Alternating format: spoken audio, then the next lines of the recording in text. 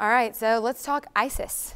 The administration not calling it what it is, Islamic extremism. Why do you think that is? Look, it doesn't fit the narrative of this administration to describe anything truthfully, whether it's the IRS scandal or Fast and Furious or Benghazi. The war that's being fought against us isn't just by an outfit calling itself ISIS or ISIL or IS. It is radical Islam. And whether you call it Boko Haram or Al-Shabaab or Al-Qaeda in Yemen or any one of those other names, Abu Sayyaf out in the Philippines, this is radical Islam. It's franchised out all over the world. You can form your own Al-Qaeda affiliate or ISIS affiliate or Hezbollah affiliate, but you have to be a radical Islamist, and they cannot say those words in this administration because it doesn't fit their narrative for reasons that only they can discern. I cannot tell you why they do this, but I can certainly tell you the consequences. And the consequences are, if you don't know your enemy, you will lose. If you cannot define victory, you will lose. And that means we are losing the fight against those who declared war against us. So how do we win it? What do we need to do? President Obama has authorized use of military force. What do you think about that? Well, he's asked for an authorization. Quite frankly, the one that he sent to the Congress is wholly, totally, and absolutely inadequate. Look, an AUMF, the authorization for the use of military force, is, if you will, the modern-day equivalent of a declaration of war. Can you imagine on the 8th of December, 1941, when Franklin Roosevelt asked the Congress of the United States to declare war on Japan, who had bombed us, Germany, who hadn't, and Italy? He'd said, all this is going to be over in 2.5 years, and at that time it expires, and whoever is, and whatever was, and that's the end of it. Of course not, because his description of victory was unconditional surrender of our enemy. And it took 4.5 long years to make that happen. They had to decide on a strategy. It was Europe first, and then the Pacific War. It was horrific. It cost the lives of over 600,000 Americans. But we had to win it. We have to win this war, because losing ought to be totally unacceptable, and that's unfortunately where we're headed. So how do we solve the problem? We get a commander-in-chief who knows the enemy, knows what victory is, and who considers America and those remarkable young soldiers, sailors, airmen, guardsmen, and Marines who serve our country to be extraordinary people protecting an exceptional country. We don't have a commander-in-chief that thinks that way today.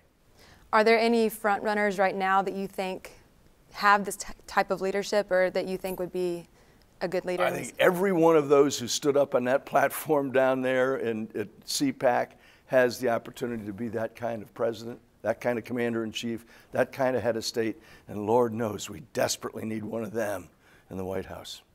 And switching gears a little bit to Israel, our relationship with them, Netanyahu's address next week.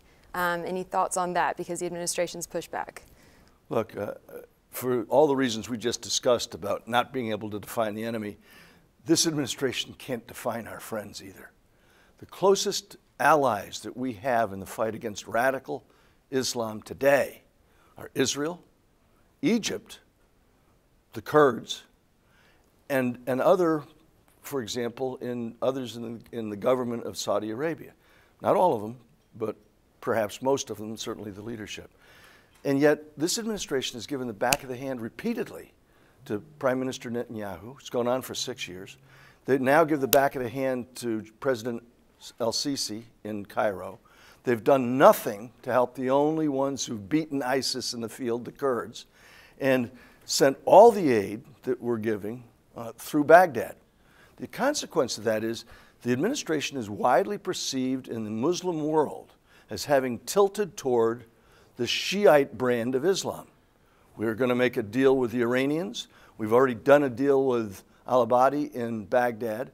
We've made an agreement among ourselves, apparently, that we're not going to do anything to unseat al-Assad in Damascus. Hezbollah has been allowed to remain in place in Lebanon, and that leaves a swath of territory that is under the hegemon of Tehran. It goes from the Mediterranean in the north all the way to the bottom of the Persian Gulf, and every Sunni leader, every Sunni tribal chief, every Sunni government, which is most of the Middle East, knows that America has decided among the two factions of Islam that we've taken sides up to support the Shiites against the Sunnis. That's wrong. Yeah. And a little bit of a specific strategy, your thoughts on combating ISIS. Boots on the ground, your thoughts on that? Well, first of all, I want to go back to what we said at the very beginning of this. I don't think it's proper to define the fight only against ISIS. The #1 state sponsor of terrorism in the world is still, to this day, the Ayatollahs in Tehran. They are building a nuclear weapon. The fight against ISIS is just one component because you've got Boko Haram, you've got Al-Shabaab, you've got Abu Sayyaf all the way at the other side of the world in the Philippines. And all of those, and our failure to address them, make allies like as far away as Seoul, Korea, or Manila, very anxious that the United States, A, doesn't know the enemy, and B, doesn't know how to fight it, and C, isn't interested in carrying this on in this administration. Basically, the administration is going to hand it off to the next commander-in-chief, whoever it is. That, to me, is wrong, and it makes us, you, me, and everyone watching this at home, it makes us all very vulnerable. And think about this. At the end of the day, a little less than 2 years from now, the President of the United States is going to retire. He is going to be, you, Mr. Obama, will be remarkably protected for the rest of his life. And none of the rest of us will be because of what you failed to do right now. Strong words. Last question, DHS right now, big deal, and Homeland Security. What do you think we need to, what needs to be done with immigration and this whole drama right now? Well, you know, DHS, the VA, the IRS, all of these entities in Washington, because of the total failure of leadership at the executive branch, all of those organizations are now dysfunctional. And they're dysfunctional for a second reason. Not only the incompetence, the detachment from reality of the White House, they're dysfunctional in large part because the Congress that we've elected has failed to hold them accountable. You know, the way it's supposed to work, according to the framers of the Constitution, and I really wasn't there when this was being drafted up. My grandkids don't necessarily believe that, but their idea was that we the people, the first 3 words of our Constitution, we the people were supposed to hold government accountable because old folks like me and young folks like you and my children, and your grandma knows some of my offspring, my progeny, some of my 15 grandchildren. The framers believed that we would be protected by those who represent us, that we the people would hold them all accountable. And so, quite frankly, we've ascribed to government a lot more authority over our lives than we really should have. Much of that's happened in the last 6 years.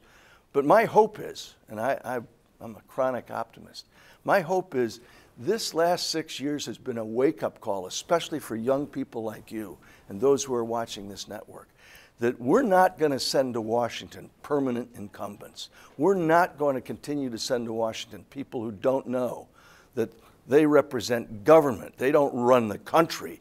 They're supposed to run the government of the United States. And that government is supposed to, according to the Constitution I swore an oath to, that government is supposed to give us protection against enemies, foreign and domestic, to be able to enjoy life, liberty, and the pursuit of happiness, right? That's what we're supposed to have in government. It's out of control. And hopefully, this has been a wake-up call. Great message. Thank you, sir. My pleasure. Always good to be with you.